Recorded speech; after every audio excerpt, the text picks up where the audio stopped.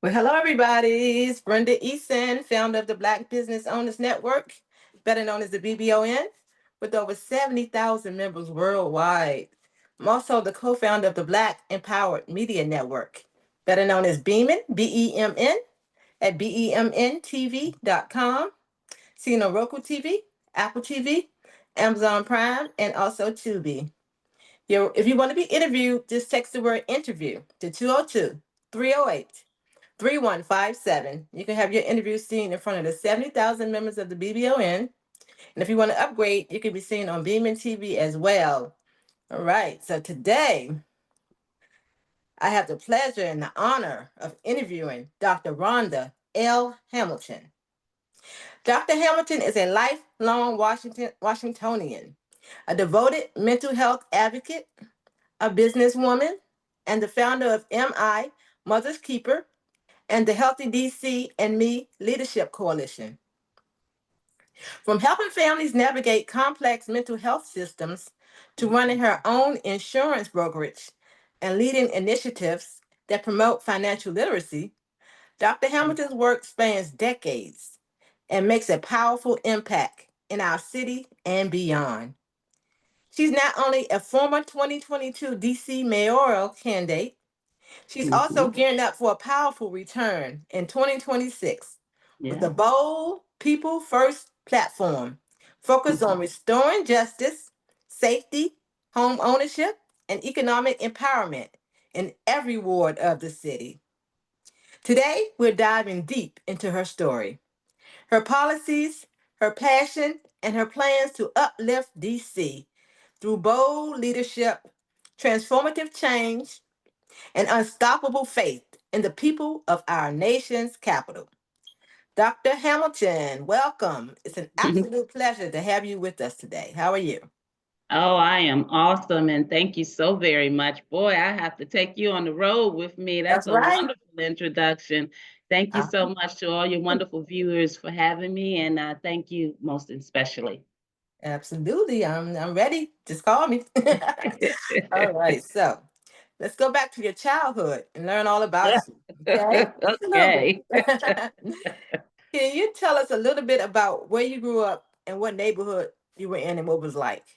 Absolutely. I am a proud Ward 8 native, Ward 8 Southeast DC. For many of you who know DC or a little bit about DC, you usually hear some very interesting things about east of the river and Southeast DC, but I'm a proud native of Southeast DC. I am the daughter of two very loving parents and an only child to my father who was military, and I've had the ability to be able to travel and live overseas in Germany and come back home. But it was my big mama, who I affectionately call Granny, who was the oversight. My parents were young when I came along, and so obviously I came along at a time where our big mamas were still at the helm, and I'm so very blessed because of it. All right. Now, what kind of child were you? Curious, outspoken, quiet, or were you a Well, little even then? well, if we're going to keep it all the way real, I'll tell you that I was a pretty rambunctious child. And what does that mean? That's a very colorful way of saying that I was inquisitive. I was a handful. I'm sure, depending on who you ask. I'm very generationally connected to DC, and so I had the fortunate pleasure of having aunties and uncles that came before me who kind of paved the way. But I've raised some noise in my day. I will say that. Very book inclined.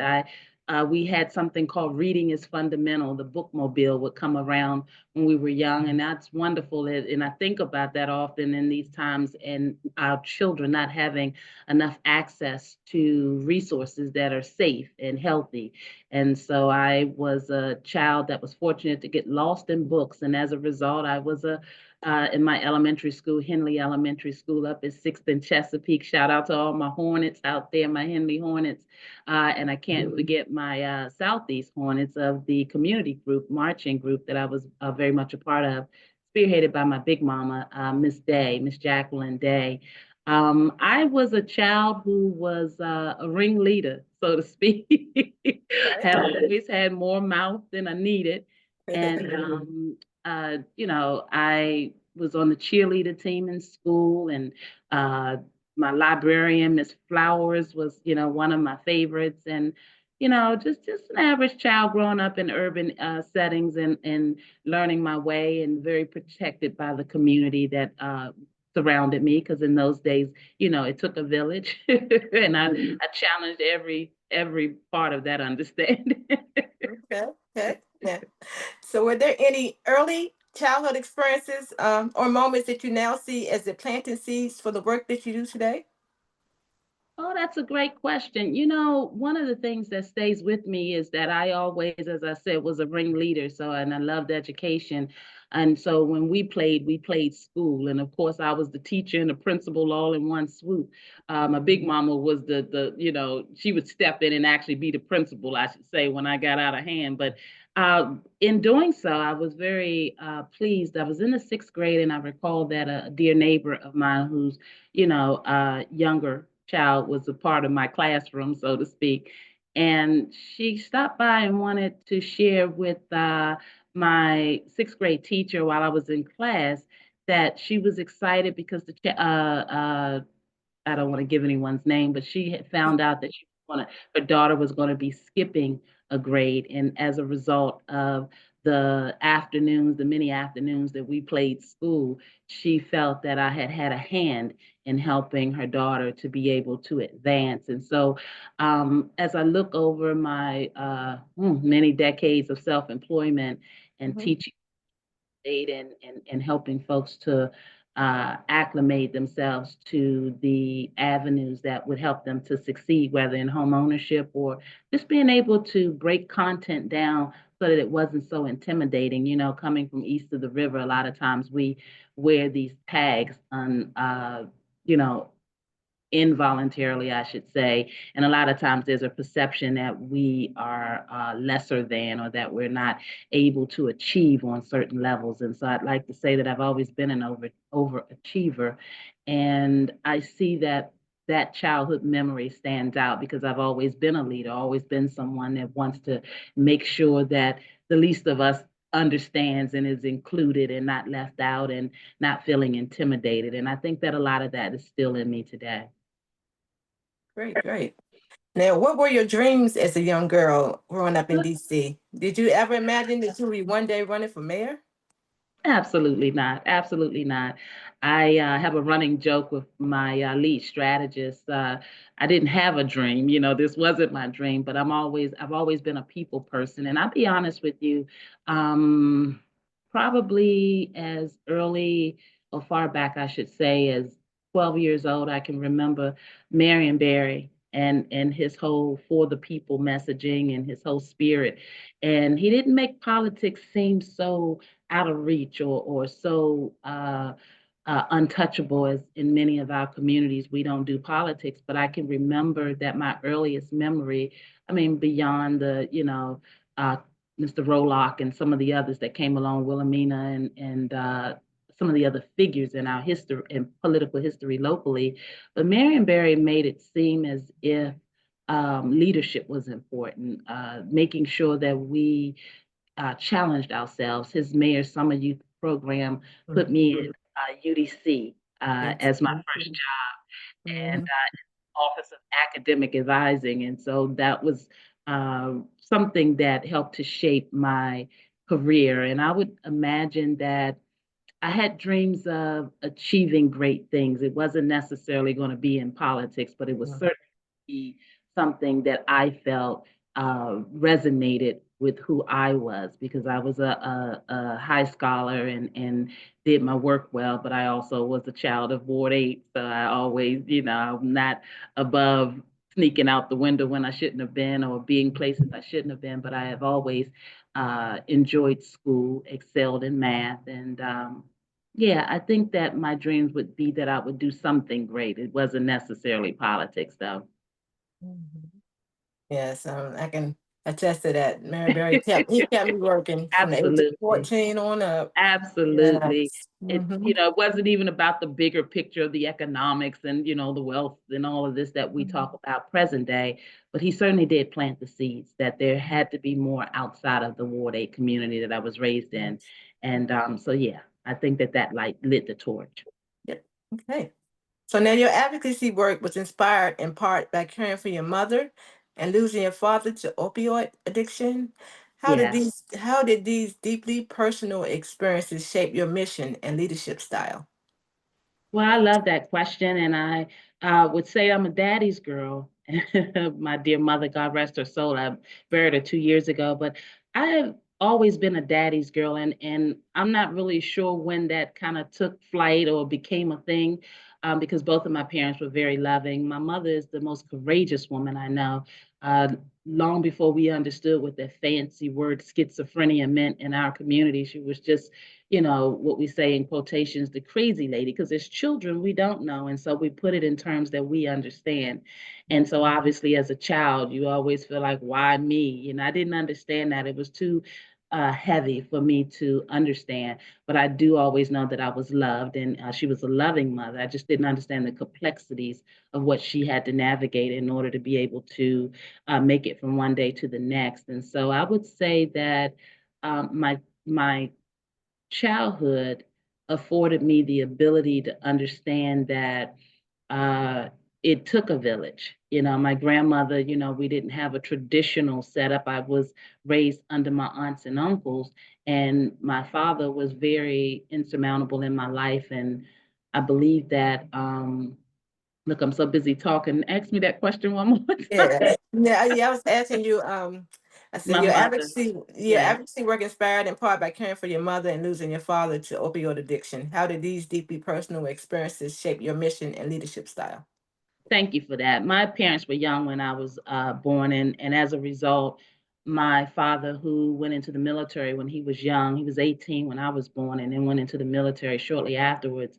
And my mother was 15, and I imagine in those days it was realistic that there would be young parents. My mother being diagnosed when I was 10 years old with schizophrenia um, helped to shape my life in many ways. I didn't really find myself in that understanding until I became older and had the opportunity to travel. But one of the things that always resonated with me was that my mother's spirit was so beautiful, but if you didn't know it, you would judge her based on what you saw. My mother had visible voices ever since I was the age of 10 years old, and so what that meant, and hallucinations. So when we traveled, whether it was on the bus or just a trip downtown and taking me to school, it was we couldn't leave it behind. And so trying to adapt to that as a child and feeling very uncomfortable about it and not really thinking about what she must have felt. But she always sacrificed and made sure that she was in that parental role for as much as she could be. So, how did it shape my life and my leadership? I had to grow through it. I had to find myself in it. And that meant, thank goodness in those days we were fighting. We could come back and make up and get past it. But I had to figure out how to deal with my emotions around it. And I didn't really think that it had impacted me as much as it did until I got older. And I had to look at, the world around me. I was very insulated. I grew up in a very secure, very safe, and protective community. A lot of love there. And so my big mama was real big on, not being weak. You don't have to be weak. You are not your mother's diagnosis. And what that did for me was it allowed me to coexist in that space and understand that um, because this was my mother's reality or because my father had uh, some challenges with drugs and his addiction, that even though it was uncomfortable, that I still had a responsibility and accountability to make something of my life and to move forward. And so I believe that for my leadership and what I've done on the ground in Washington, D.C. for the better part of a decade almost within my mother's keeper, I've realized that there was a lack of education, a lack of conscious uh, understanding of the stigma that can get in the way and cause many children to lose sight of what their identity is. And for many children who don't understand these fancy terminologies, they will um, believe that they themselves will get it. I spent my childhood wondering when I would get it because I thought it was something that was contagious and catchy. And although mental health research has shown that in some cases there can be some hereditary understandings or genes that exist, my big mom, I attribute her with helping me to find my identity and to understand that I still had responsibilities and I was nobody's victim. And that helped a lot. In those days, I guess they call it tough love. And so Mm-hmm. I would like to believe that a part of my leadership style is that I show up with the heart, I care, and I'm protective, but there's also tough love because I don't show up to help create or permeate attitudes of victimization. Mm-hmm. Okay, so now what lessons from your childhood in Ward 8 and your military family background continue to guide your public service and activism? What lessons from my childhood, let's see, that continues to, well, I'll tell you this.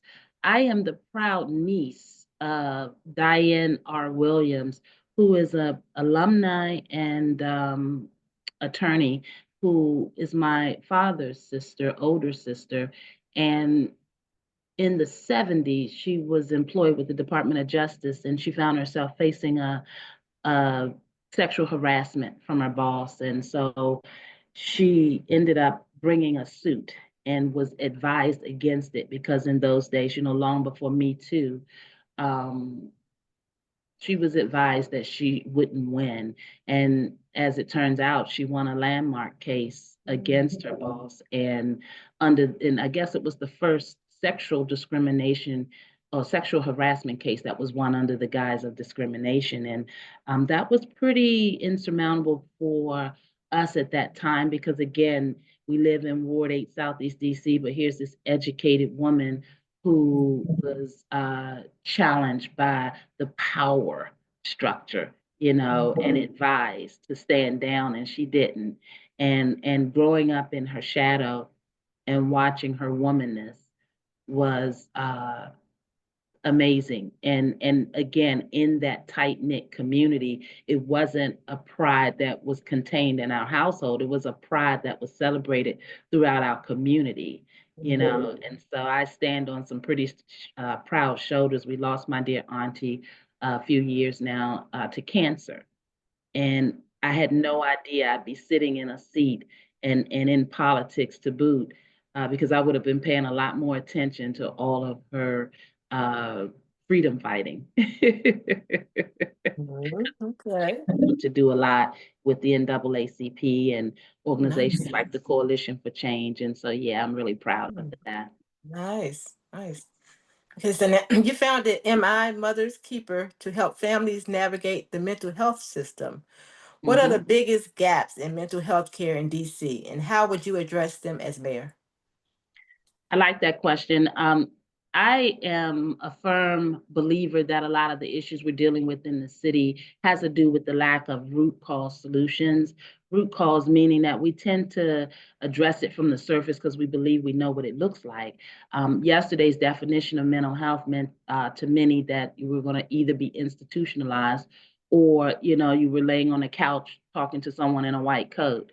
And the reality is that, and the pandemic has helped us to come so much further in our understandings of that. But I was fundamentally moved to found the MI Mother's Keeper organization. My mom had a stroke, and I'm in my self-employment arena, and fast paced, and my world had to slow down when that happened.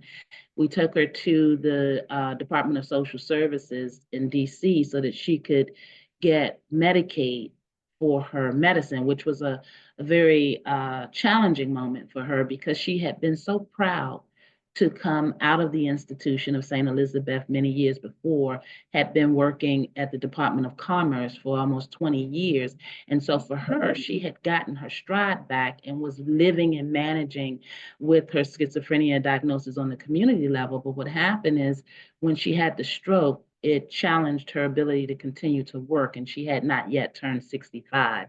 And so that trip that trip to Department of Social Services, although I had been very active in my mom's life and helping her to navigate, I didn't really understand the intricacies of her case management relationship. I didn't understand a lot of what she had been dealing with in order to be able to get through. And when we went to get her Medicaid, the young lady behind the desk was very rude, and just basically talking down to her. And I imagine the visible voices didn't help. And so the young lady is probably thinking, "Oh Lord, let's get this lady out the way," without realizing that she's somebody's mother. And my mother, schizophrenia or not, her spirit is so soft, and I've never heard her raise her voice, very, very mild mannered. And so she wasn't violent at all. She wasn't acting out. She was just simply coming to get the service. And I had, of course, me, Miss Real Estate, on the phone in the background over in the corner. And when I realized her number had been called, she got to the counter before I had gotten to the counter. And as I'm walking up, I'm observing this young lady, probably no more than 20, 22, really talking, flip to her, if I might say. And I was resistant because I'm Ward 8. Yeah, I know. Educated or Right? not, I'm Ward 8. You will not talk to my mother like that. But I realized that in that moment, I had to make a decision. I had to decide if I was going to be this, you know, grown woman trying to jump over the counter after someone Mhm. as, obviously coming from where I come from, that's not unheard of, but it's Right. not realistic and it wasn't really in me to do so. But what I realized is that there was a lack of education. My mom, I had watched her trade her dignity too many times to receive city services, and it just wasn't acceptable. And all the sacrifices she had made in order that I could actually come through the lane and do wonderful things, I realized that the baton had been passed and that I had to become her advocate, as they say. I had to realize that she was going to be living in a world now as a result of her stroke, where if we didn't find something for her to do, her mental capacity would just diminish. One, being a senior, when they stop working, a lot of times if you stop moving, then it's not, you're not as useful or feeling as useful. And then the other thing was with her diagnosis, trying to realize how she was going to sit around all day and manage from one day to the next. And so we started the nonprofit organization because we felt that there was a lack of education that was needed, true education. And I realized that not many of us can go back to the block, so to speak. And when I looked at the imbalance of services, education, economics, healthcare, you name it, I realized that, as a product of east of the river, there was nobody that was going to come to save us or save our families, that it was going to be to those of us that come through those circumstances to go back and help families to navigate, rebuild the bonds of trust, and get the respect and, well, earn the respect, I should say, in order that they would navigate and help you to understand what they need. What's missing, I believe, in the district system in terms of mental health, we seem to have a one size fit all model, and mental health is layered. You can come out of a relationship the wrong way and be temporarily challenged with moments of anxiety or depression and not wanting to get out of bed. The reality of the diagnosis is closer to understanding a mental illness. But the reality of just having proper day to day supports and understandings when it gets very emotional, grief is something that triggers that. And being able to help folks understand the layers and to have the conversation so they don't get caught up in hiding or feeling shameful when they go through these emotional challenges. And so just being able to help people understand that mental health was many layers. And I don't think that the district system does enough of that. I think oftentimes we slap that label on and stick them in a column, and then all of a sudden that's what we see. We never see the person. We never help the person evolve into the quality of living and quality of life that they deserve. And we see these cycles that repeat themselves because, one, we put a label, so that means you can get money or get resources, but then we don't hold them accountable to understanding how they might live out a better and healthier understanding. And oftentimes we don't even take the time to get to know the individual. And so trust is not there. And so we have these transactions, every so often, once a month, we send money, and that's supposed to be the justification for us taking care of them. The true reality is that we have to help people find their purpose. help people understand that regardless of what your status is, dignity is something that should be afforded to everyone, and you should not have to sacrifice that in order to receive help. And I believe that our efforts in the city could be so much better if we could just really help people understand the true understanding of what mental health and mental wellness. I use the word, Yes. yeah, I use the word wellness a lot because people get a little traumatized when they hear that mental health. They think Yes. automatically Mental wellness. poverty. Hmm. But wellness, everybody wants to be, you know. Everybody. Yes. Ooh, like you said, grief can do it to you, and I'm currently experiencing a great deal of grief. I don't know if you've seen, but I lost my son, my 12-year-old son. Yeah, he drowned when we were on vacation not too long ago. I'm so Virginia Beach, sorry. Virginia. I know, and it's like so hard to keep going, but I'm just staying busy, staying busy, staying busy. Yes, Having the community wrap their arms around me. Went back to church. yes, See a grief counselor twice a week. yes, Starting a grief group. I'm just doing whatever it takes because it is so hard. It's so hard. it is. And also finding a purpose. Started the Zamari Ali Wilson Foundation for my son. He was an artist, and so the foundation is going to help other artists get the Yes, supplies they need and things like that, yes. and also to make sure lifeguards are at Virginia Beach because there's no lifeguards down there to help save them. Absolutely. So, And that's the one thing, in this life we're all going to leave someday. And the reality is that while we're here, it gets tough. And I think that what we learn is through tragedy, we find purpose a lot of times if we haven't already, and we find an ability to help others. I was just telling a story that, and I'm so terribly sorry for your loss and losing a child. I know parents want to go before their children, and so I just can only imagine the various layers that you have to manage or navigate in order just to show up each day.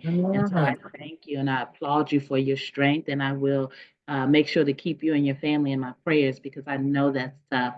And one of the things we try to do, we started a support group when we started our nonprofit because we wanted to come and help our nurturers of the community. When we look at the breakdown in the city from community to community, we realize that when we look a little closer, that our big mamas are missing, our nurturers, our structure. And a lot of times, if we can just support and uplift our women in the community, then we can help our men be stronger, our children to go further. But a lot of times we overlook the fact that it's our women that hold the communities together, especially at 5 o'clock when the government Mhm. shuts down. The big mamas Mhm. in the community are the ones that can tell you what's going on. We Mhm. got a lot of work to do, and I just really applaud you because I know the pain of having to get up and go forward despite the reality of it all. God bless your angel. Thank you, thank you, thank you.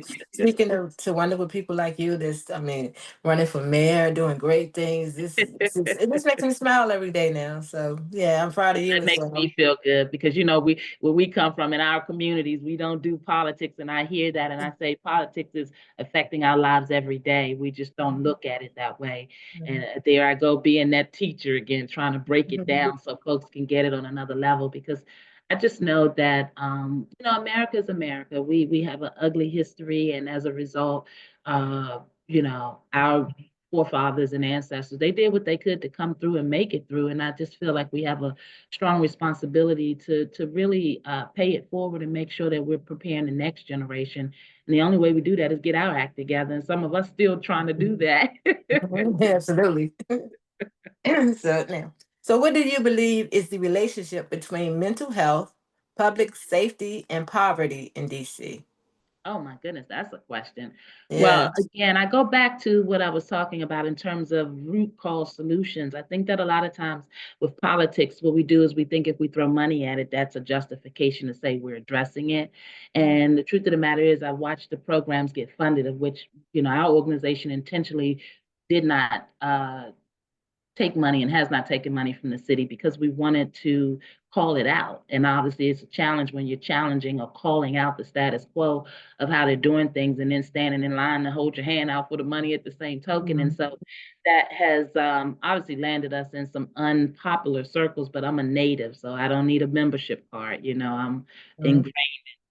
So I absolutely believe that the failures of our government to make certain that any program that they're funding that is going to deal with youth and family lives, that we are at the core of it in the household, so to speak, making certain that we understand the dynamics. I've come to the table many times with professionals of mental health, and they are responsible for screening individuals and families to make sure they get the services that they need. And oftentimes they'll say to me, well, Dr. Hamilton, I didn't know that that was going on. And it's because a lot of times our citizens, they interview well, so to speak. They know Mhm. what to say to get the resource to get out the door. And whether they got what they needed or not is not even relevant because the need is so great. You go on to the next case and you don't have the opportunity a lot of times. And also, what I see is that the connection or the correlation and what I believe is a failure of our mental health overall um, is the fact that we have an aging social service system. And when you have so many folks age out in a system, the cracks start to show. You get a little rested, so to speak. And I understand you still want to hold on to that income, but how effective? Whose life are you impacting? And so when we're passing out this money and writing these checks, are we checking to see what the impact is? Are we getting the return on our investment, so to speak, in the young lives or the family lives that we're affecting and impacting? And for many years, DC system, their foster care system and their child family services system was under receivership because obviously we were having some challenges in making sure that we were making the proper investments and an impact in the lives of families. So I think that when we fail to do so, we start to see a failure in our public safety. We start to see our youth act out. And for many of us, when you see 12-year-olds committing carjackings and murders, and that's the writing on the wall that something isn't right, Right. and years later, Department of Youth and Rehabilitative Services has consistently come up in the media for challenges in helping our youth and our young people. And I believe that until we can get proper leadership that is empathetic and accountable to how we're spending the money and not just kind of steering contracts or helping out a friend or, because you're not feeling like there's anyone there to to provide oversight or supervise you and make sure you're doing the right thing. Sometimes we don't make the best decisions. And, you go from one community to another, especially east of the river. We don't have the big, sister to big brother programs as we used to have. Right. Many of the community centers are not funded properly. So there's no outlet for our youth to really be able to get what we got, which was that village, that community feeling. And add to that the reality of 98% potent fentanyl circulating on the streets, and our youth experimenting with drugs sooner than they have to, having access to social media and being influenced by it. There are a lot of elements that are impacting our young people, and as a result, and then you add to that, we're not really training them or offering them career access. We're offering them jobs that you lose a job. Before a career, you prepare and you become a homeowner, you own some things, you invest in some things. And so I just think that our standards are low when it comes to our governing, when it comes to making sure that we're providing proper access to our Yes. young people. And as a result, and as the failure continues, we're going to continue to see that our public safety matters become of issue.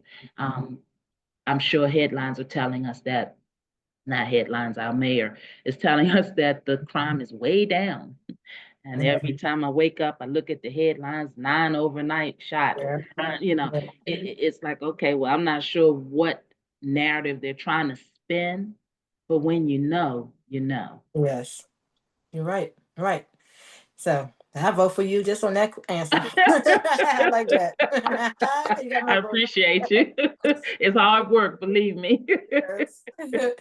Okay, so now as president of Waterfront Insurance Network, how do you see Mhm. financial literacy and insurance playing a role in lifting communities out of poverty?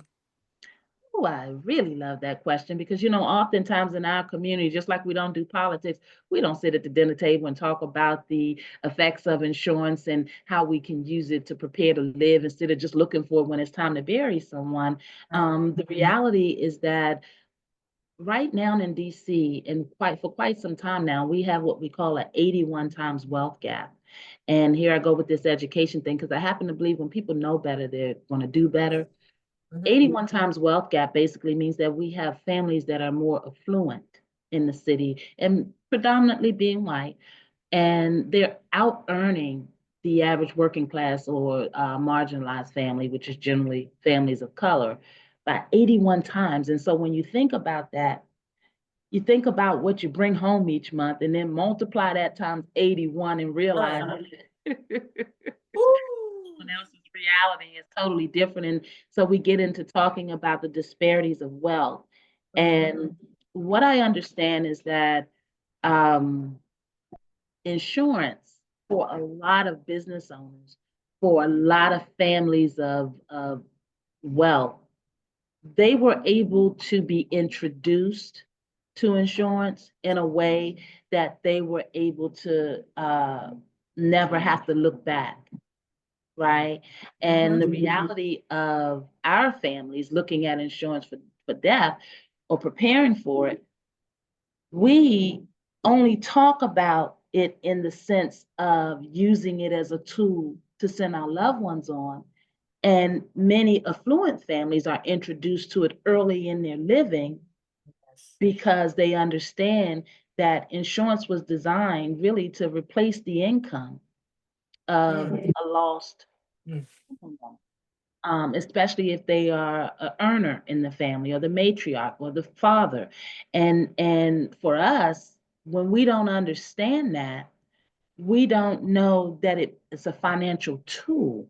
We Ooh. don't know that its intention was to make certain that we could maintain a certain way of living.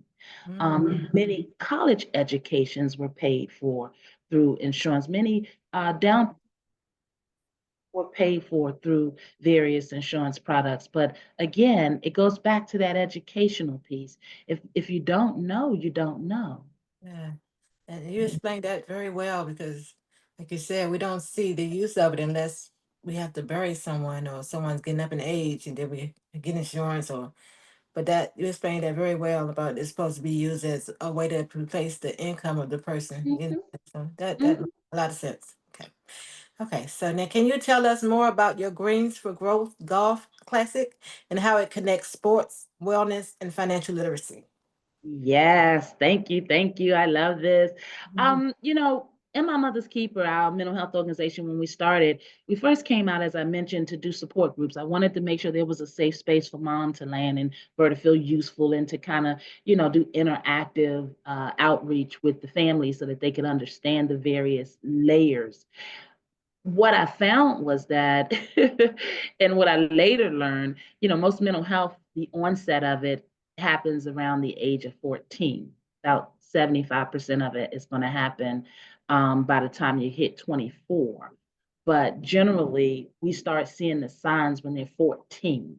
Mhm. And the reality is that um, we saw in the community where we were that there were many young souls that were having some challenges, whether it was you, B, I'll do this to you, or Miss Ron, I hate him. All this unhealthy language and behavior. And I know they learn it from us. And so we were trying to figure out how can we let or set a foundation where we could bring the understanding of what mental health, which in many people is an extension of behavioral health. And so what we were trying to figure out is how can we help our children understand how they can make different choices even when their emotions were so, out of whack and all over the place. And golf, my dear colleague, Mr. Jimmy Garvin, who is a legend by every definition of the word, he had extended an invitation for us to bring the children up to play golf. And in our communities, it's football and basketball. Anybody talking about no golf, But me being the teacher that I am, when I learned that golf was a $80 billion industry, Yes. Boy, I got excited about the scholarships and the internships, and we're gonna Hmm. find somewhere for these babies. And when I started doing more research, what I realized was that why not golf? Golf, the game of golf is fundamentally about you getting that ball in the hole and Yeah. taking lesser swings to do so, right? Right. But the reality is that when you have a mental health or you have an ailment or something that you're challenged with, it's usually something you got to work out for yourself. Yeah. And so it's Yeah. just you and that ball, right? You can Right. get Right. mad with it all you want. You can swing it, get mad, throw the rack. But then, to win, the strategy to win is to get the ball in the hole. So Oh. you got to calm down. You got to figure it out. You got to put the steps together. You got to Yeah. discipline yourself, be obedient. That's life. Yeah. Yes. Life. You're not always going to find what you want when you want it, and it's not going to always feel so warm and fuzzy. But you got to figure out, how do I compose myself long enough so that I can have a strategy to win. And for me, that's golf. And so golf allowed me to help my rambunctious children learn how to release that energy, but also Hmm. if I could immerse them into this environment long enough. What I learned was that at seventh grade, as long as they have a C average, the National Collegiate Athletic Association would put them on the radar and give them opportunity, whether it was to be what they call a caddy, carry the golf clubs. Hmm. And a lot of people think golf, you don't even have to play golf to get a golf scholarship. Many engineers, start somewhere. That idea of, or that skill set of being good with math and numbers, science, the understanding of keeping the grass green and how those golf courses look so great and peaceful and serenity, the serene of it all. That is all, science, career oriented. And if Hmm. we're not exposing our children to these understandings, we would just think it was boring golf, if we weren't into it. But the truth of the matter is, I saw golf as an avenue to expose our children to the beginnings of understanding what wealth looked like. Because if you existing in an industry where they're spending $80 billion, you're going to Hmm. start to see some things look different than your Ward 8 community that you're stuck in. Yes.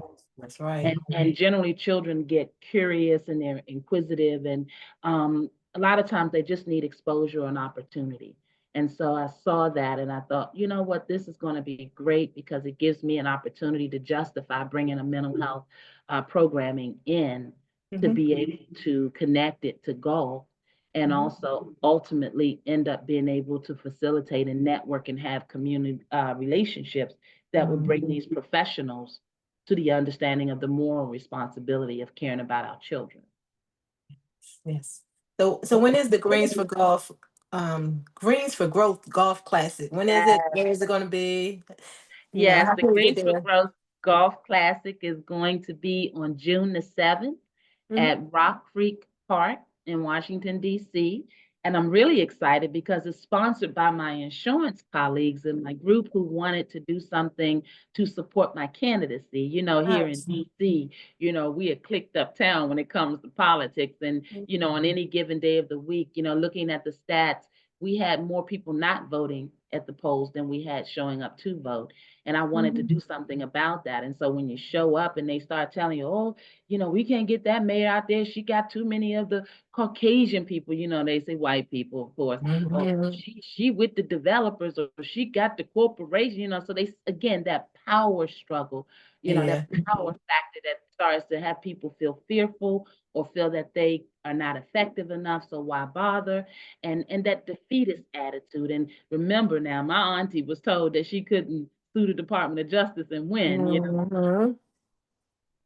That's why that moment is so pivotal for me, because I'm seeing it play out. And they say history has a tendency to repeat itself. It's- And Yes. I've been able to do enough in my career that I realize that, you know, why not me?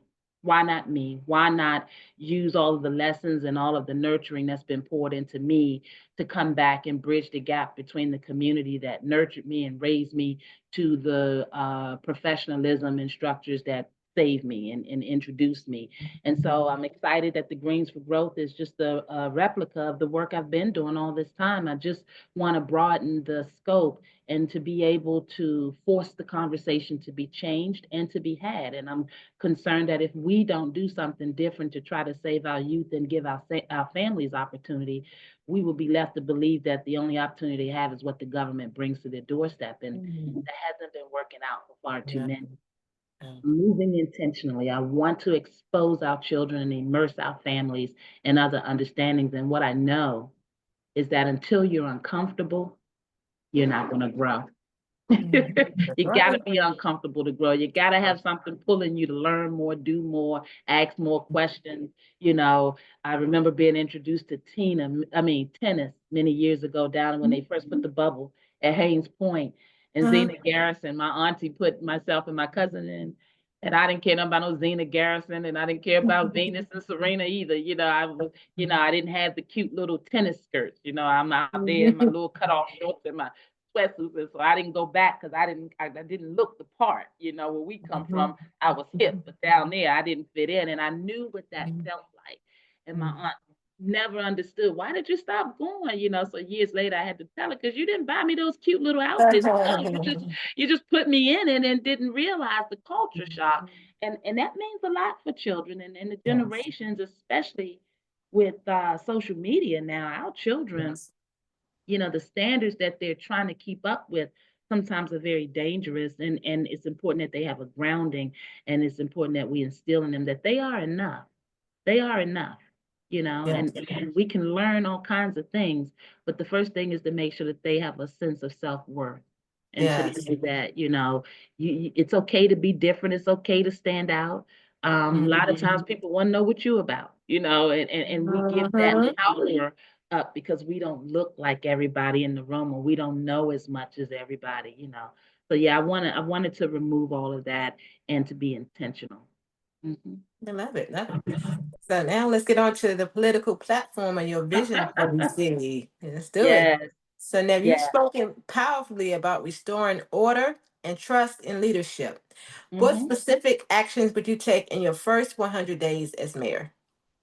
That's a wonderful question. The first step is we got to do an audit. We're right here in the crux of Donald Trump presidency, which has seen the Republicans come in and their way of politics, and what they see as policies may not necessarily be as inviting or feel good politics as the Democrats kind of push for many families to keep them voting in that direction. But the reality is, in politics, somebody's going to win and somebody's going to lose. I'm an independent, and I've been an independent since 2012. I was on the ground knocking on doors in 2008 in Richmond. As a matter of fact, for Obama, getting off of my self-employed job and hearing that they needed some help in the swing states. So when I went out to Mitchellville to help out, there were two buses in the parking lot. One marked Richmond, and one marked Ohio. So I jumped on the Richmond bus, and I jumped out there, and I just wanted, believing in that time that, we needed change, and experiencing what that looked like. One half of the block was against Obama and very, racist in their behavior, and, threatening to shoot us if we don't get off their lawn, and then the other side was, very much for him. So it was a very interesting time in our country. And I was excited to be a part of that. I was excited to be a Yes. part of ushering the change that we needed, because at the time, many families were facing foreclosure. As a self-employed business owner, we were concerned. And so we were hopeful. And then the second term came around in 2012, and he was on 60 Minutes apologizing because a lot of the promises that he had made to many of us working class and middle class individuals, he said that he thought that if he reached across the aisle to help the Republicans out and gave them what they needed, they would do the same for him. And he found out that that wasn't the case. And so I realized that, you know what? I don't want to do this political thing, Democrats, Republicans. I want to deal with the people who's in front of me. As a salesperson, I have to be green. I can't, I don't have the luxury of being black or white because I've got to feed my family. And so if I look at everybody through the lens of their color or their political beliefs, then I may miss the opportunity to do business with them. And so being groomed in that and understanding that it's really just about who is the person, right? And politics and religion, just those those very tense subject matters that you bring them up, you can clear a room or you can fight a riot just because you're on Yeah. opposite ends. And I realized that I wasn't that person in politics. I'm that person that wants to kind of come right down the middle and understand, okay, is this the problem? So how are we gonna fix it? I don't like Mm, the reality scaring people into voting or the leaving out some of the information or education so that you fare well. And something about this local political scene has them feeling like they're celebrities, and I don't know how we have celebrities when we have families failing, right? yeah. We're losing as a city, and as long as we lose, then we all have responsibilities. But then you create these power struggles, these classes, these levels, and oh, you can't get in the group because we're this, and just all of that. So Mhm. what I realized is that day one for me has to look like an audit, because we've been under the rule and reign for a Democrat uh, council as well as a Democrat mayor, and they tend to lead by telling you what it is, Okay. not necessarily taking heed to what the community needs, but telling Mhm. you what it is. And when you challenge that, then there's just distance that happens. You're not in the in crowd. You're too much of a voice. You're going against the status quo. So your problems, because we got another agenda. And democracy is supposed to always be about the people, by the people, for the people, of the people, Mhm. of the people, Mhm. and we've kind of gotten away from that. And so I want to audit, because one of the sound bites that has been going around is that with Mr. Trump's presidency, we are $1 billion short in our budget, and it's hurting us, and I'm sure that's the case. But when we look at the pattern of behavior of the mayor and how she's governed, her policies have tend to come on the back or at the expense of the lower communities, the Mhm. lower income, the working class. We saw when Ted Leonis and the first sports deal that averaged about 600 million to DC taxpayers after you add in the tax breaks, we saw that right afterwards, SNAP was attacked. And there are Mhm. too many families that depend on SNAP or the food Yeah. stamps to be able to manage. And so we're like, how do you leave a table with that 600 million with no internship promises, no scholarship promises, Mhm. and then no help in your failing housing policies or situation, but yet and still we're going to leverage taxpayer money because we need our sports. And don't get me wrong, love my sports teams. Mhm. I'm a Ike, as I say. I'm a Washingtonian, and I get it, but I don't like the idea that we're leveraging one thing for the other. We've got one half of the city that's surviving while the other's thriving. And it doesn't have to be like that. We've been managing a $21 billion budget. And I just happen to believe that with the corruption that's come out of this government, with the reality of the failed housing structures, the mental health breakdown, the public safety failures, there have just been a lot of indicators that the management of our money hasn't been appropriate. And I know that there are a lot of working families and affluent families that feel like, oh, keep paying my tax dollars to programs that are failing. And so I really believe that changing the leadership would allow us to be able to audit, understand what our budgets are looking at, see where our shortfalls are, understand where we've misappropriated money to stop the leak, the contracts that are in place that are not returning the investment that we're making as taxpayers and as a government. And so I just think that day one for me looks like an audit. I want to understand from my agencies, each agency, what the current state is. Where are we failing? Where are we strong? I want to understand that our core values are not compromised, making sure that relationships that shouldn't be in place are not in place that would compromise the resources getting to the communities. I want to be able to take a closer look at our housing understandings. I co-authored a piece of legislation called the HEART Act because we realized we had such a problem with slumlords. And me coming from real estate, what I realize is that folks are flocking here to buy the real estate because of the equity potential, the ability to come up, so to speak, but they're not maintaining our housing code. And so many of our families were living with mold, living with rodents, living with no hot water in the winter, and those are health inducing condition, circumstances. And we as a government are not accountable in that space when we have families living with black mold, bringing home new babies, raising children that have to go to school. Just, the domino effect of failed governance is never truly illuminated unless you want to be intentional, unless you're going to be honest. And we don't have what we like to believe accountable leaders that are willing to say, look, we didn't get this right, so we're going to do this differently. They tend to be going forward with popularity. As long as the same group shows up and votes me in and I keep catering to that understanding, I don't have to, acknowledge the concerns of the folks that are feeling powerless. And that's not healthy governance. And so day one for me would be to take a look at the existing policies, address those that are very much unhealthy, understand where we have the ability to connect or reconnect with communities and community leaders that understand the importance of healthy decision making sure that we are allowing folks to come back to the table and help us understand how we get them more engaged. What I'd like to see is that we're not so dependent on the federal government, especially since we don't have statehood. And now what we're facing in a Donald Trump presidency is the attacks to our home rule and our ability to self-govern. And we've been here before. We've been under a control board setting before. And so I just believe that DC has to finally either secure statehood or secure the understanding from Congress that our sovereignty is not up for grabs. This needs to be the last time that we fight, understanding that we're going to be able to govern ourselves and that we can coexist with the federal monuments and the lawmakers. The truth of the matter is, we're a little over 700,000 citizens strong. We're larger than two states, Wyoming and Vermont. We Right. pay more federal income tax than 28 states. And Mm. so it's time that we do something different. And that's why I came to the forefront, because I love Yes. this city just as much as any other Yeah. person that's migrated here, that's from here. And we Right. can do it differently. And when we step back and don't come forward and don't challenge the status quo, we end up in these cycles. And the Yeah. world is watching because we're the nation seat of governance. And Marion Barry is a wonderful legacy, regardless of personal choices.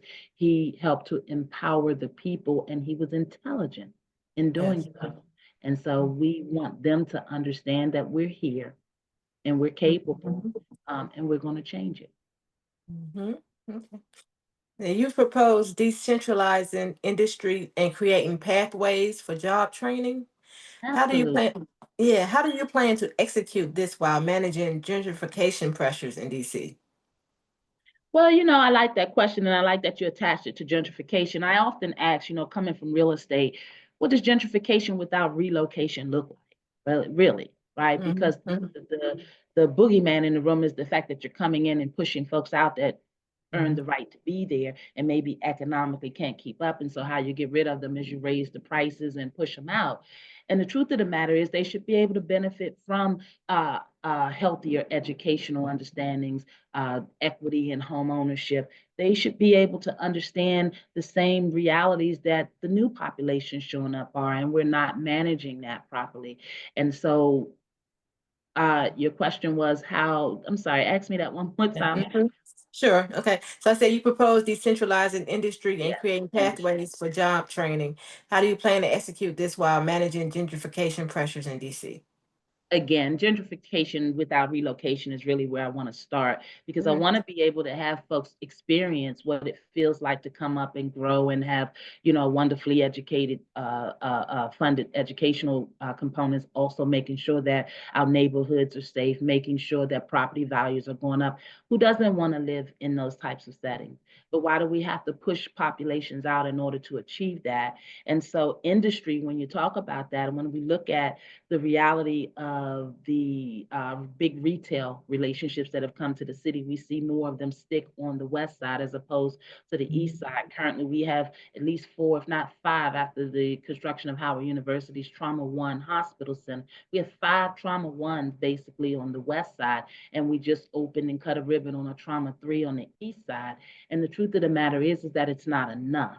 It's not enough. And so the reality of industry in the city and bringing in relationships that are going to help us to replace revenue that we're going to lose and have lost as a result of Donald Trump's presidency is something that we obviously are going to have to address. There's a National Infrastructure Bank is a relationship that I have been pleased to be navigating and cultivating because they are amassing 5 trillion in assets in order that they can help fund the infrastructure across the nation with many municipalities, and 30 such municipalities have come on board, and DC has not yet. And that's what I've been helping to spearhead in the background, because if in fact we're able to offset the monies that we spend on our bridges, our roads, you know, uh, rehabbing or repairing our schools. Many children go back to school in the wintertime, and we're still operating on these boiler systems that are just not modern, not dependable. The reality that we don't make anything here. And we have that wonderful river with all the plastic and the aluminum and the glass at the bottom. And yet we have legislation that comes forward that says, oh, you get some money back if you turn in a glass bottle. Well, how about we put some folks over there, some young adults, some troubled youth over there, and teach them what that bottle becomes tomorrow. The recycling, that's Yeah. their work, that, and many of them may not get to college, but if we can start being intentional in building these relationships, these industries that come to the forefront to help us bridge the gap and again provide the education. So when you talk about gentrification, on the surface, yeah, it's an ugly word. It's been used in throughout history in an ugly way. But I always challenge my talking heads and I say, what does gentrification without relocation look like? Because it's the relocation part that's a problem. Why can't we create these opportunities in these environments and leave these families in place? Where Yes. we're moving them to. And so I think that industry is very much something that we're going to have to look at. The restaurant industry is one of the highest revenue streams for the district.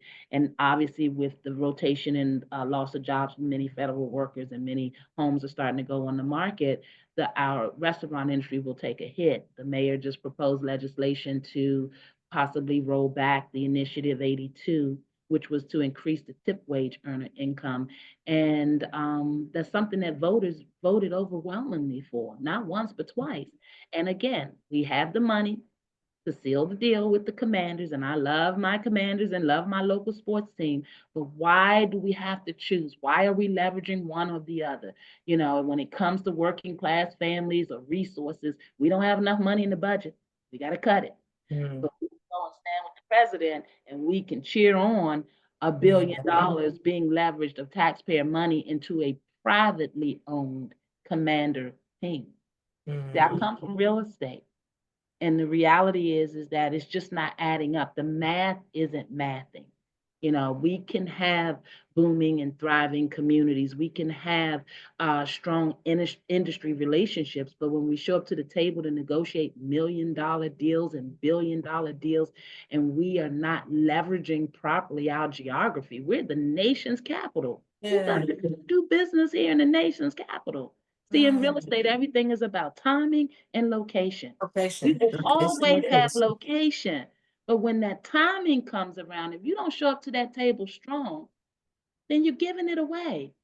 And you're giving it away on the backs of our working class and our low income citizens. At least that's my opinion. I have to always say, that's that leader in me that Mhm. comes out often. Okay, so now you had mentioned President Trump. Then you had an open letter to President Trump. You mentioned political manipulation and trauma. How would your administration protect DC from such federal overreach? Well, I think everything is a conversation. I think what happens when we're talking politics and politics goes over many people's heads, a lot of times they retreat. Fear mongering is something that this president seems to Yeah. do well. And I never liked a bully. That's not to say that he's not someone that can be liked, but I never liked a bully. And I don't like the constant threat that is looming over our city and we need to take it over and it's filthy. I happen to believe him, but that has a lot to do with the failed policies of the mayor. And my position is that you can have the mayor, you can, help us remove her as a matter of fact, but leave our city because we're no different than any other jurisdiction or state in this nation that has been found to have bad actors in our leadership, in our governance. And what do? We exercise our democracy and we vote them out. And that's what the citizens of DC will do. Maybe it's taken us a little longer to do that, but there were some underlining factors, of course, and the politics in this town has gotten really thick, thick in a way that it's unhealthy. And so, how I would help to protect DC citizens is that I would recognize to the world that our strongest asset are our citizens. We're 700,000 strong. We're so diverse. We have so many different cultural opportunities for our children to learn multiple languages, to be able to increase our English language and arts comprehension levels, our testing, our truancy. Everywhere where we're failing, I believe that we can be more intentional. But what we see is that this mayor tends to favor policies that in favor of the corporate structures, in favor of the developers, in favor of the influent, and it's created this grave imbalance. And so, how I would protect the city against a Mr. Trump, a Republican regime, and everyone else is I would make sure that our citizens are at the table, make sure that they understand my intent to rally, galvanize, if you will, our citizens will understand who we are so that we don't continue to be oppressed or suppressed. And the biggest challenge that they have over us now really is the fact that we depend so heavily on the federal government's money. And what kind of DC would they be approaching if we didn't need so much of their money? That would shape the conversation. And that's what's so exciting about having the National Infrastructure Bank at the table. It gives us options. Right, right. Yes. So in 2022, you ran as a write-in candidate and gained the respect of many. What inspires you to return for the 2026 mayoral race, and what's going to be different this time? Well, one thing, I didn't win. I'm a winner. And I Yeah, didn't come out here, to start something that I didn't intend to finish. right. More importantly, I came in on the second half of 22. We have two elections, a primary and a general. I came in on the second half because I didn't want to do it, honestly. I was very comfortable in the communities doing the work. But what I saw is that we were facing much of the same, and many of my colleagues were coming forward, many in my base asking if I would consider it. And I wouldn't because I just didn't like politics. And I realized that politics was happening every day. And I had to graduate from just standing outside the window throwing the rocks and calling them out. I was more comfortable being that advocate or that activist, so to speak. But I realized that one day, I'm always telling the community, don't talk about it, be about it. Yeah. I felt like a hypocrite 3 o'clock in the morning when that was resonating in my ear.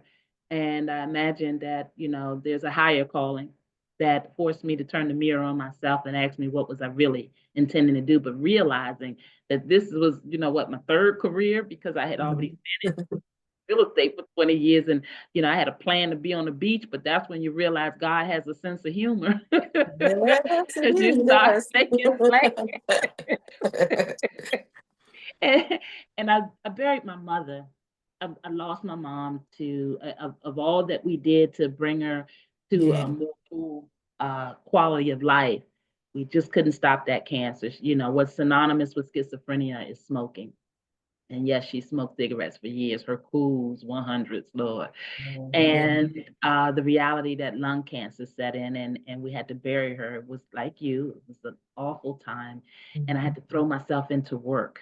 I had to throw myself into work overtime so that I didn't have to deal with those emotions that, me, the mental health advocate and all, right? But we're human.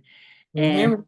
in doing that, 3 a.m. one night, I heard myself, don't talk about it, be about it, and the headlines were talking this, and it was like, you know.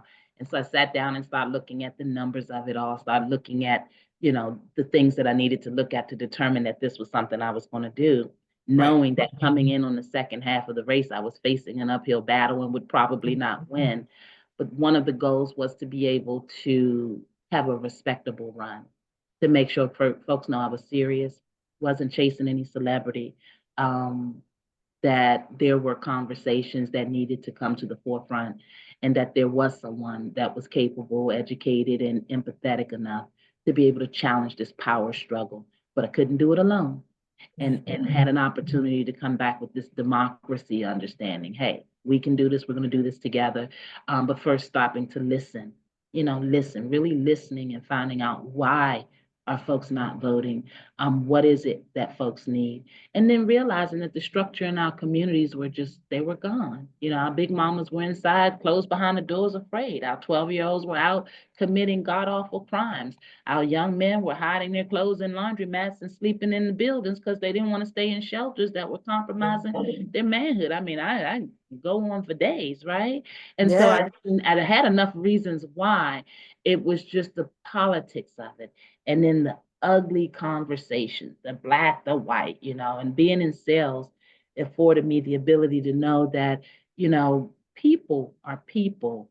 And when we can't deny that there's a racial system that we've been fighting. Our history in America is very ugly, but the reality is that we still put a black man in the White House, and that didn't happen by just blacks voting. It happened by Right. folks across the spectrum voting. And I happen to know that under the skin, many do care about properly educating our children, and that's a challenge now with the attacks to our history and things. And so I just believe that we have opportunity to do something different. The average age in America right now is 38 years old. The average age in DC is 34 years old. So we have a generational gap when it Yeah. comes to this lawmaking and when it comes to this political polarization that's out here, and it's dangerous. And so at 55, I have a responsibility. My generation has a responsibility to facilitate the transfer properly. Our children shouldn't show up to the table and still be fighting the fights that we have yet to figure out. Our children deserve opportunities and access beyond this color line. Many of our children, they online playing the game, and we sitting up fighting about the color of skin, and they one in Arkansas and one in, Georgia, one over in DC, and they sitting on this Fortnite playing, and they all different kinds of races, and they still Yeah. get that. We have many opportunities that we haven't taken advantage of. And so I believe that I had to come back to finish what I started. I'm a proud Washingtonian, and I'm a winner. And I believe that this is the time, and I'm heeding the call. Mhm. Mhm. So, this go around, what are some of the things that you need? Like, is there, like you mentioned, numbers? Like, is there a way people can help you? Or, Yeah, what do you need? absolutely. I love that question. One of the challenges with being a doer, running a business and Yeah. always being the one people call for solutions.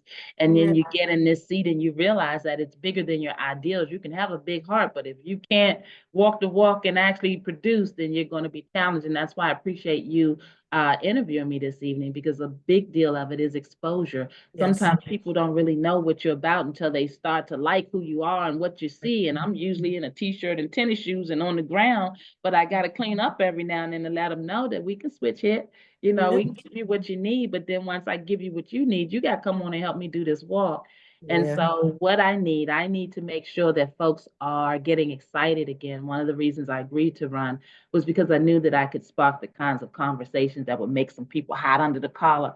And usually they show up nice and put together, but I figured if we can unravel them right in front of the cameras, then we could show folks Yeah. that we're all human. Ain't nobody above this, this wreck that they gotta get.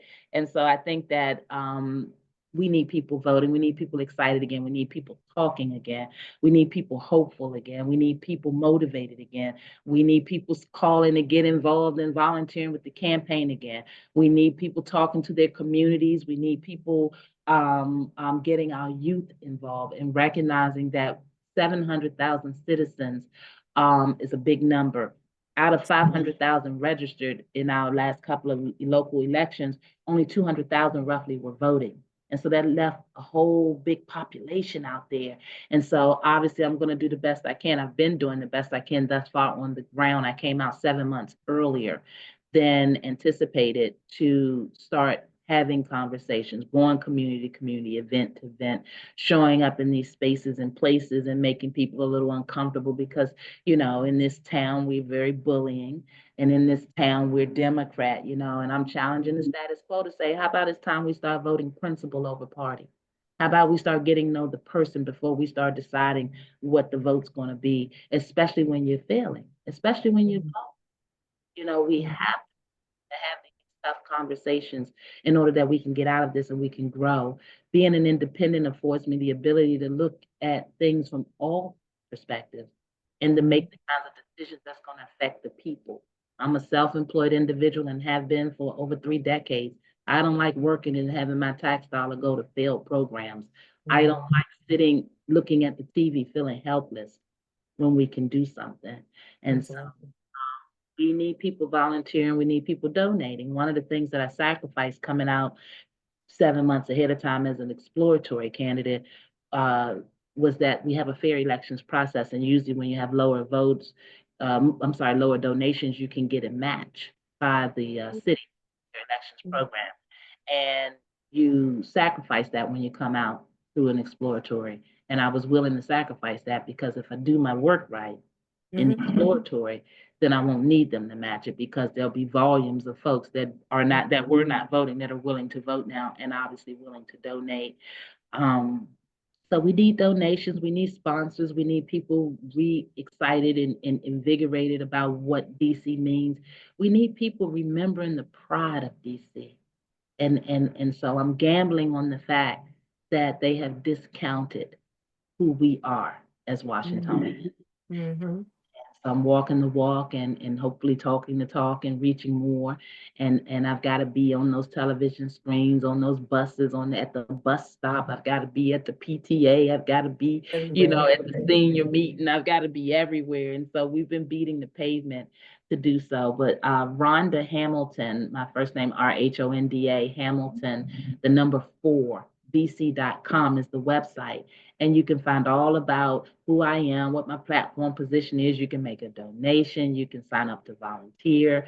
You can join us at the golf tournament, which we really want people to come out and help introduce our community members. I'm so excited to bring our children.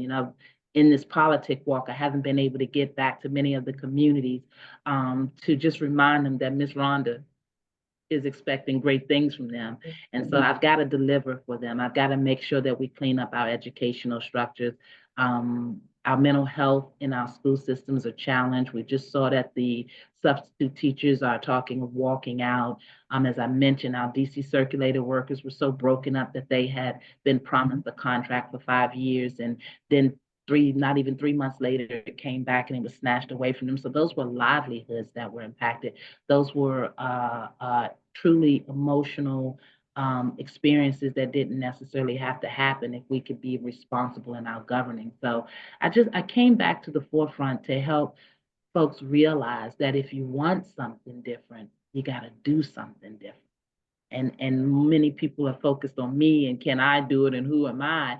But I'm throwing it right back at them. Who are you? And what are Yeah. you to render something different. When I show up, get to know me. You may not know me, but ask me a question, follow me, engage Yeah. me. But Right. don't make a decision and then not do anything to try to find out who I am.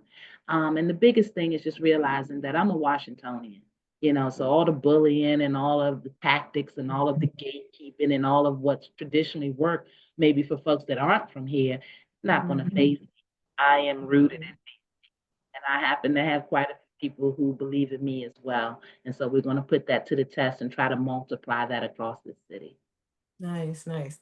And you mentioned following you. Do you have all the same social media, Rhonda Hamilton? How can they find you? Ooh, you asked all the right questions. I That's tell you, right. because I was struggling with social media. My generation, we didn't get on there, take a picture of your dinner and show, Yeah.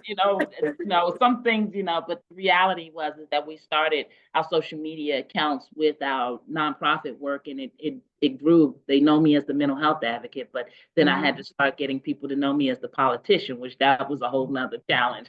But I am Mhm. Rhonda Hamilton, the number 4 DC on Instagram and on Twitter and on Facebook. And also, my original page is just simply Rhonda Hamilton or Am I Mother's Keeper? And that's where you'll see my larger following base. So we're trying to push out our larger base over to some of the other channels so that they Right. can start to get to know me. One of the things we've done recently, we just filmed our third live Sunday at 7 p.m., the Washington Diaries podcast. It's a political podcast that just breaks down that conversation because, I like breaking it down so that Mhm. people get it. And so we talk about, local politics. We touch a little bit on the national, but it was a way for me to start the conversation on the community level.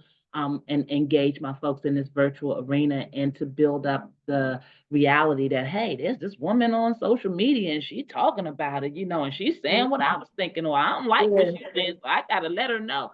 I know as a Mhm. mental health advocate, if we're not evoking emotion, whether positive or negative, then we don't have an opportunity to help That's right. change minds, have dialogue, and get back to what we need, which is to have people talking about the change that they want to see in order that they're motivated to do something about it. Mhm. Okay. So now you can work with radio stations, nonprofits, community coalitions like Black Business Owners Network, BBON. Yeah. How important is community partnerships in your leadership strategy? It's everything. It Hmm. is everything because many of you all have garnered the trust of people in your base Hmm. that would help me. I can't reach Right. 700,000 Yes. doors, Yeah. but Gotcha. sitting on your wonderfully Hmm. populated network, it invites more of that attention in order that I can find out, what is the heartbeat out there? What is it going to take for DC to do something different? I know what I got a vision for, but I want to understand vision from folks in your base. And so you all help a lot. And I love partnerships so much that In My Mother's Keeper was my foundational organization, uh, uh, originating out of my mother's legacy and my mother's memory. And what I realized is that we had such a failure, community to community. I needed some partners because the need was so great. And so we created Healthy DC and Me Leadership Coalition, which allowed me to partner and collaborate with folks who had missions that aligned with ours so that we could show up with more hands at the table and more like-minded leaders that were built just like me, who loved this city, wanted to see families win, and who cared enough to create a higher standard of living for our seniors, our children, our military, our young men, our, working class and marginalized families. It allowed us to broaden the scope. So I love partnership, and that's why I know I'm going to love being mayor because we have the tools and the resources, but when you don't have the right individual at the helm, things can go bad real fast. Right. That's right. Okay.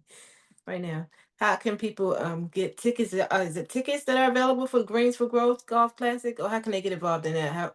It's a registration process, and if you already play golf, it's so beautiful. It's a community, corporate, political event intentionally because I want to invite people to come out to meet me.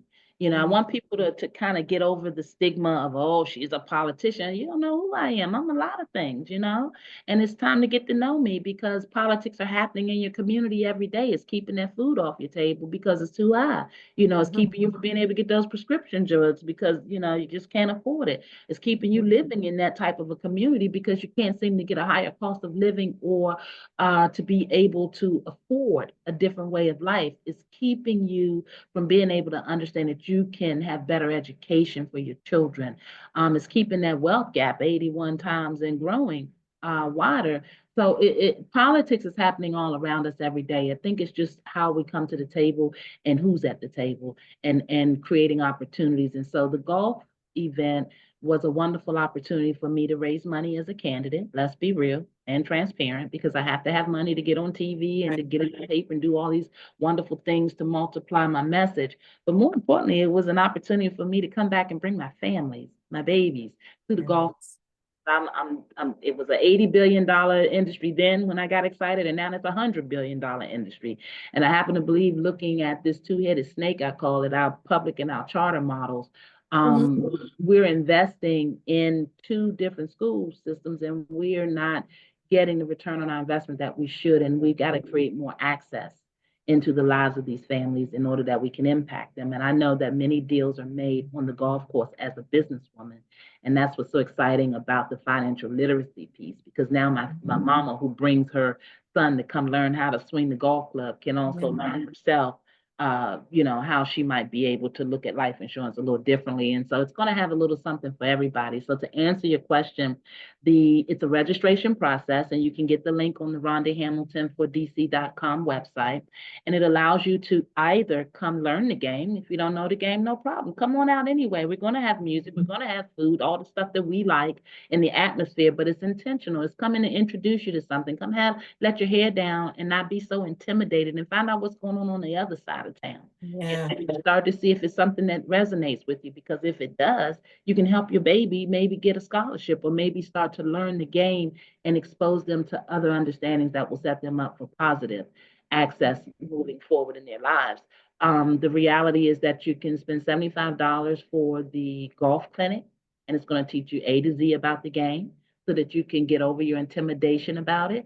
And you're going to find that you love it, because obviously, most sports generally that we like, basketball, football, and some of the others are team sports. But again, what I like about golf as a mental health advocate, because it's just you and that ball.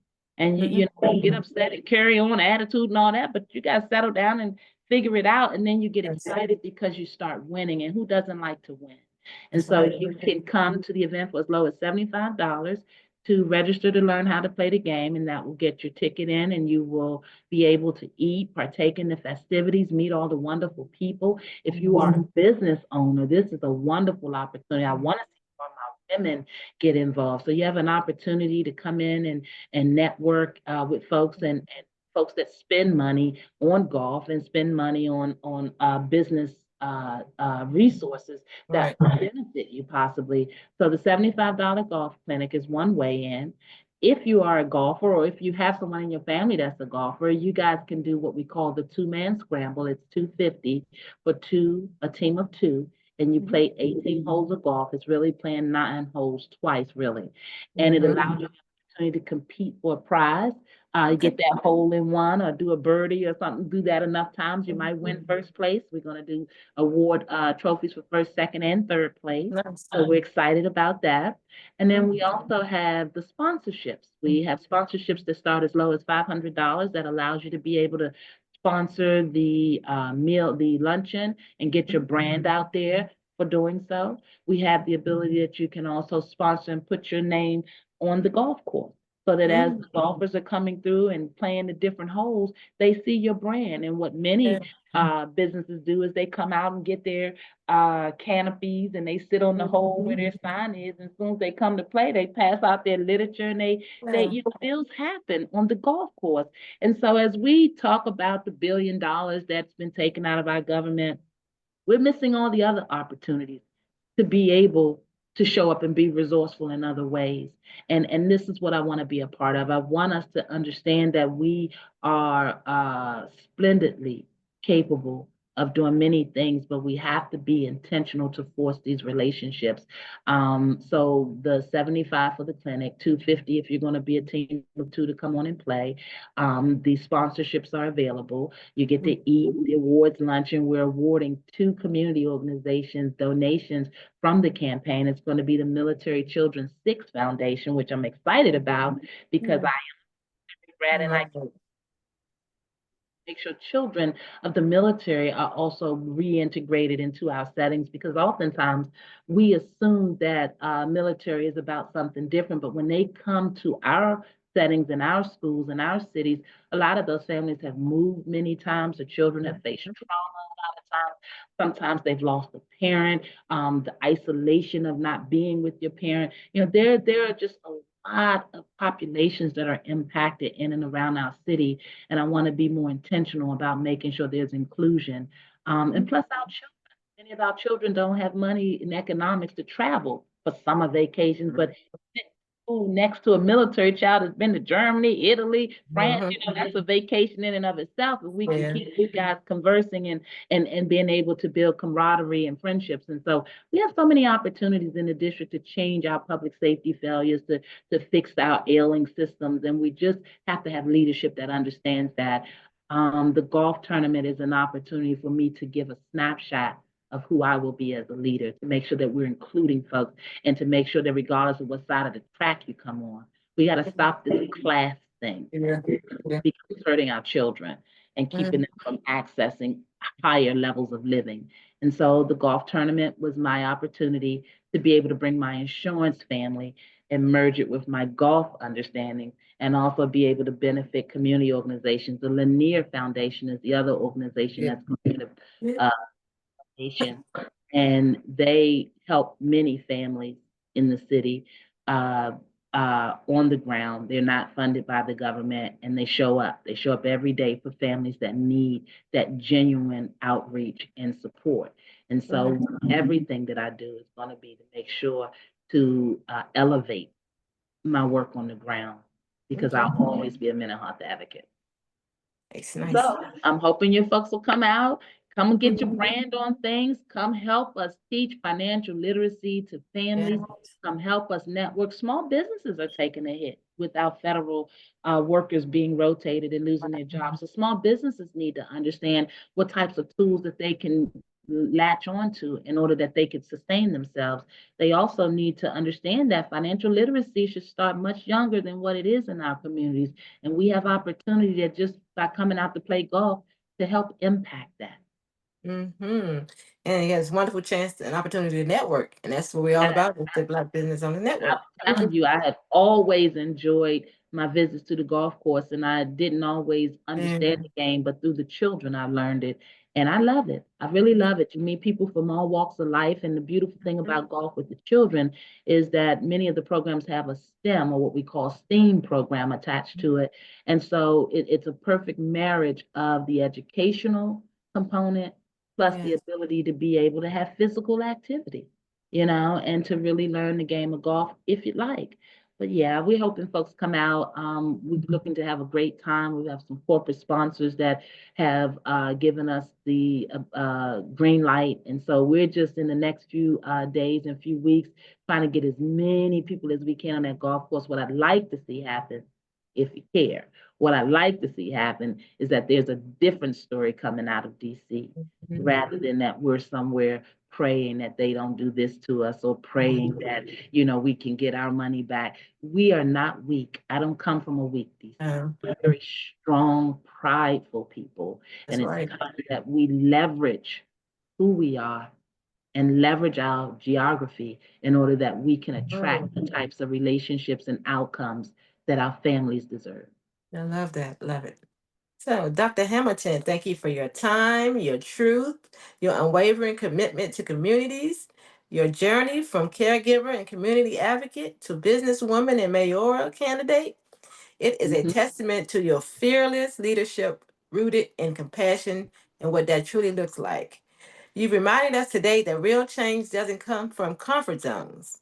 It comes Mhm. from courage, conviction, and the will to stand when others take a knee.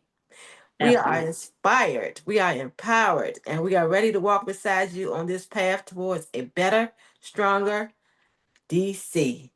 So, to Yes. everyone watching, now is the time to get involved, get informed, and support leaders like Dr. Hamilton, who are fighting for all of us. Stay connected, stay engaged, and stay hopeful, and vote for her as well.